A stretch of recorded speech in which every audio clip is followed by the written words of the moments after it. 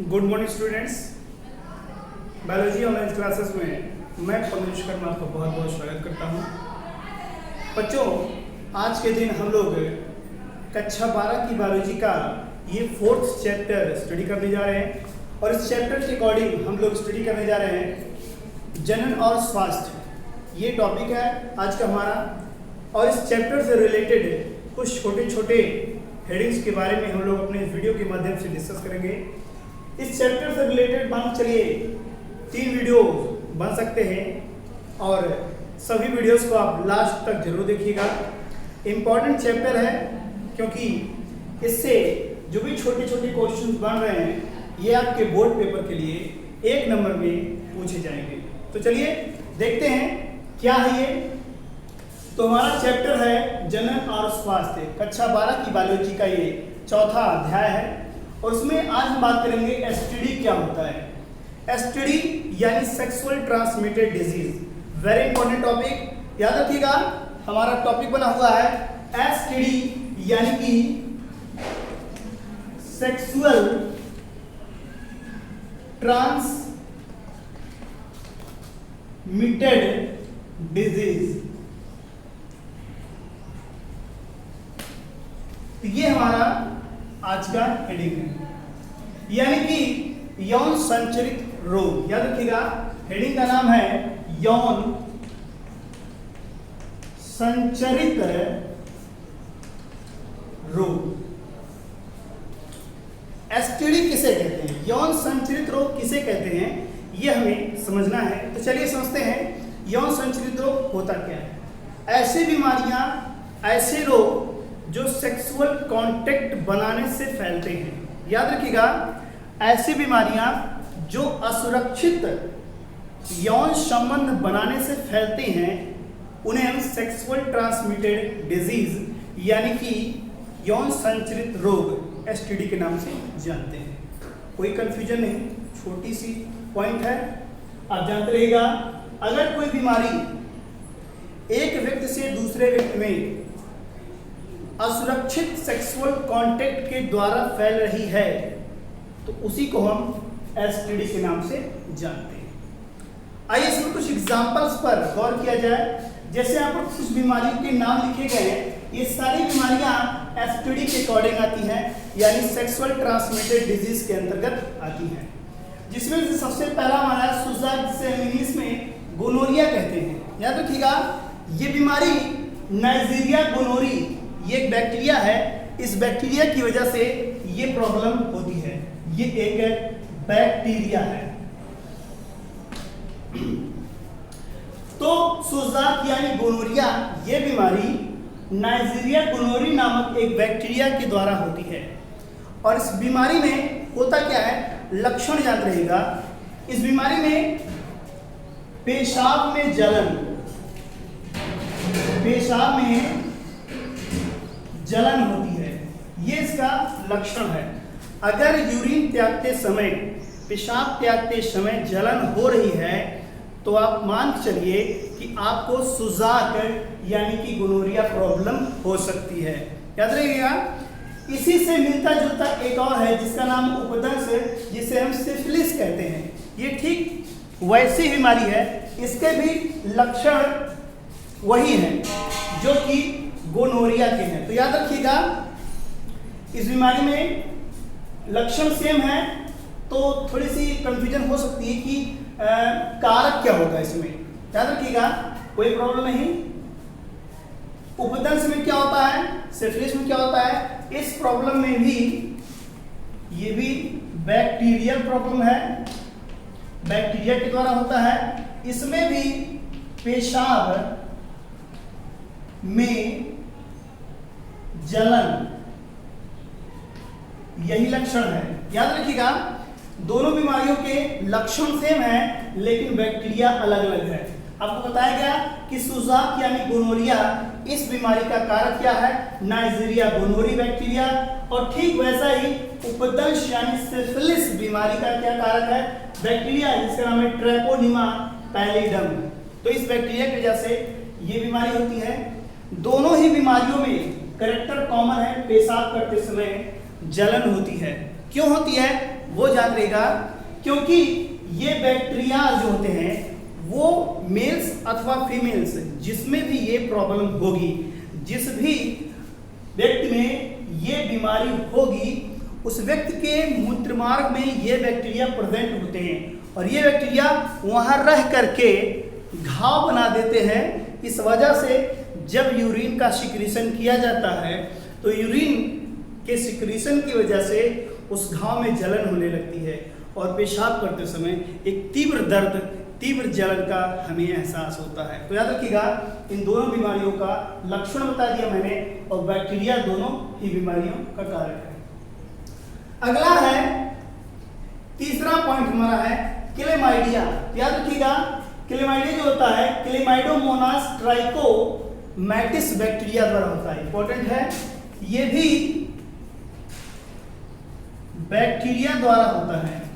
फिर से बात सुन लीजिए, नाम क्या है?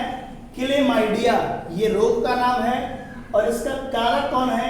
Chlamydomonas, C for chlamydomonas trachomatis. इस बैक्टीरिया की वजह से ये बीमारी होती है और इस बीमारी में भी एक बात तो कॉमन है, पेशाब में जलन। खास तौर पे फीमेल्स में ये बीमारी ज़्यादा देखी जाती है।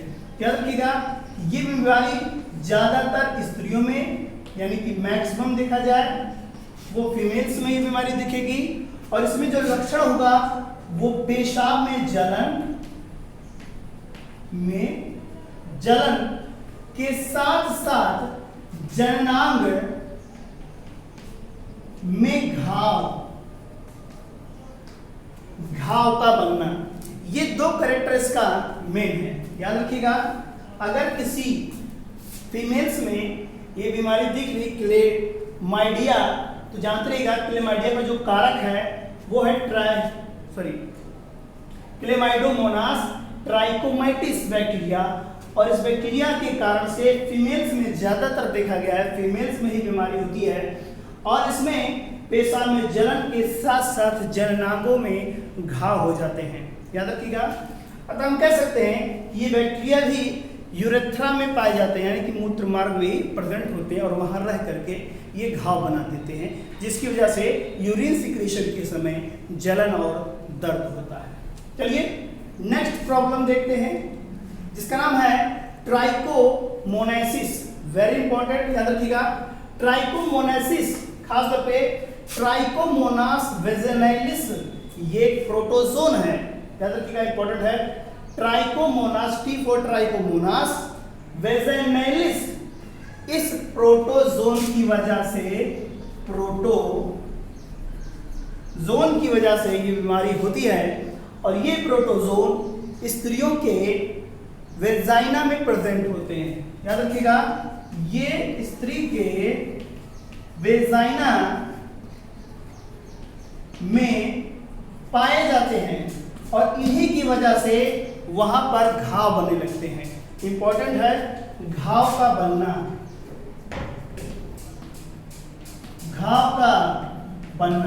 हम कह सकते हैं कि वहां पर इन्फेक्शन हो जाता है इन्हीं प्रोटोजोन की वजह से। आप लोग बहुत ही ध्यान से देखिएगा, ट्राइकोमोनासिस ये बीमारी खास तौर पे फीमेल्स में होती है।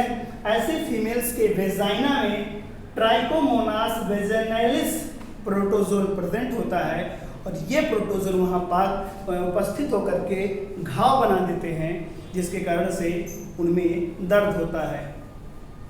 वेजाइनालिस से ही स्पष्ट होगा, वेजाइना जो कि एक प्रकार का सेक्सुअल ऑर्गन्स है which is present in only females. याद रखिएगा, ये बीमारी सिर्फ और सिर्फ फीमेल्स में ही पाई जाएगी। आगे देखते हैं 5th नंबर पे genital herpes. Very important, herpes के बारे में आपने सुना ही होगा पिछले क्लासों में, फिलहाल बता दे रहा हूं मैं। ये ह्यूमन सिंप्लेक्स वायरस सेकेंड के द्वारा ये बीमारी फैलती है। सिंपल है, कोई टेंशन नहीं। ह्यूमन सिंप्लेक्स वायरस सेकेंड द्वारा ये बीमारी होती है। याद रखिएगा, HSV सेकेंड शॉर्टकट फॉर्म, इसका शॉर्ट फॉर्म है HSV सेकंड द्वारा हम कह सकते हैं कि बीमारी फैलती है।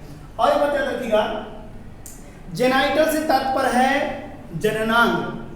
जेनाइटल एरिया जो होता है यानी कि जनन क्षेत्र जो होता है, जो जनन का पूरा एरिया होता है, वहां पर अगर घाव बन रहे हैं, दाने बन रहे हैं, खुजली हो रही है, ऐसे कोई भी कैरेक्टर शो होते हैं, सो आप तुरंत कंफर्म हो सकते हैं कि वो जेनाइटल हर्पीज के लक्षण हैं। तो कैरेक्टर याद रखिएगा, कैरेक्टर में क्या होगा, जनन क्षेत्रों में घाव, दाने, फुंसी, चकत्ते, खुजली, ऐसे तमाम लक्षण अगर दिख रहे हैं तो आप तत्काल मान चलेगा कि वो जेनाइटल इन्फेक्शन ही है। यानी अगर जननांगों में, जेनाइटल मीन्स होता है जनन क्षेत्र, अगर जनन क्षेत्र में ऐसे कैरेक्टर क्रिएट हो रहे हैं तो आप क्लियरली हो जाएगा कि वो जेनाइटल हर्पीज ही है। चलिए, जैसे कि बताया गया, ये लक्षण है और ये इसका कारक human simplex virus second. Next number 6, AIDS. जैसा कि आप इसके बारे में जानते भी होंगे और इसके बारे में आपको क्लास 11th में पढ़ाया भी गया होगा। क्लास 11th के साथ साथ क्लास 12th में भी इसका एक प्रोजेक्ट बनाया जाएगा। आपको प्रोजेक्ट वर्क दिया जाएगा एड्स पर, मलेरिया पर या डेंगू पर, स्टेम सेल पर, ऐसे तमाम टॉपिक होंगे। उन टॉपिक्स में से आपको एक टॉपिक चूज करना होगा और उस पर आपको एक ऐसे प्रकार से लिखना है, ऐसे की तरह आपको 4-5 पन्ने लिखने होते हैं। तो उसी में हमारा एक एड्स होगा जिसके बारे में आपको क्लास 11th में लिखवाया गया होगा, अथवा आप क्लास 12th में आगे चल करके पढ़ेंगे भी। स्वास्थ्य एवं रोग वाले चैप्टर में इसके बारे में डिटेल आपको बताया जाएगा। यहाँ पर हम सिर्फ और सिर्फ छोटे से 1 नंबर के क्वेश्चन को सॉल्व करेंगे। एड्स, जिसका पूरा नाम एक्वायर्ड इम्यूनोडेफिशिएंसी सिंड्रोम होता है, याद रखिएगा, एक्वायर्ड इम्यूनो डिफिशिएंसी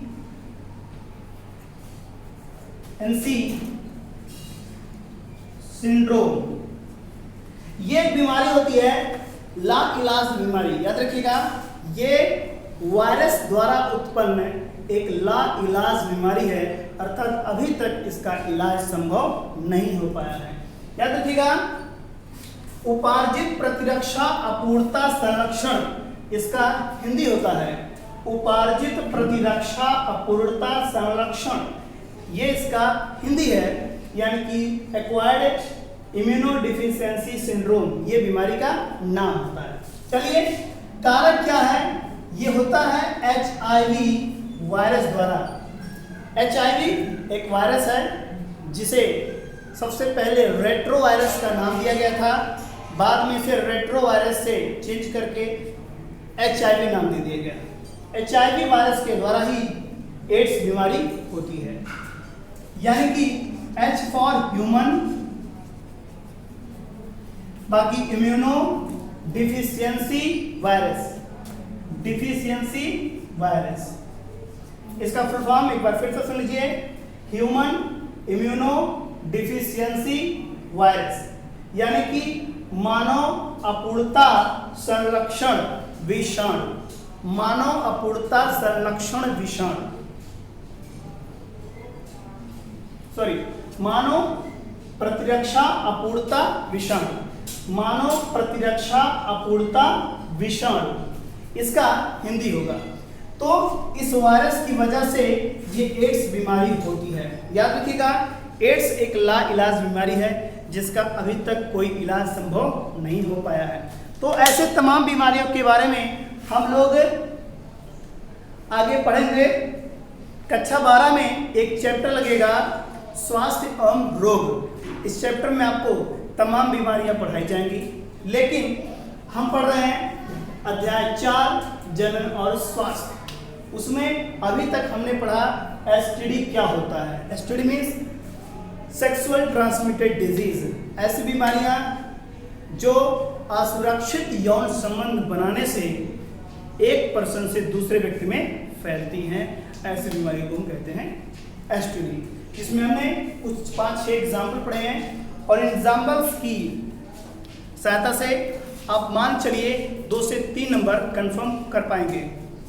तो याद रखिएगा, ये हमारा इस अध्याय का पहला वीडियो था। इस अध्याय से रिलेटेड 2 वीडियोज और बनेंगे जिन्हें आप आगे देख पाएंगे और क्लियरली आप समझ पाएंगे।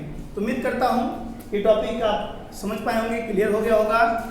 और अगर वीडियो अच्छी लगी हो तो लाइक करें, शेयर जरूर करें और इसके साथ साथ इस चैनल को सब्सक्राइब जरूर करें। कल फिर मिलेंगे अपने अगले वीडियो के साथ। तब तक के लिए नमस्कार।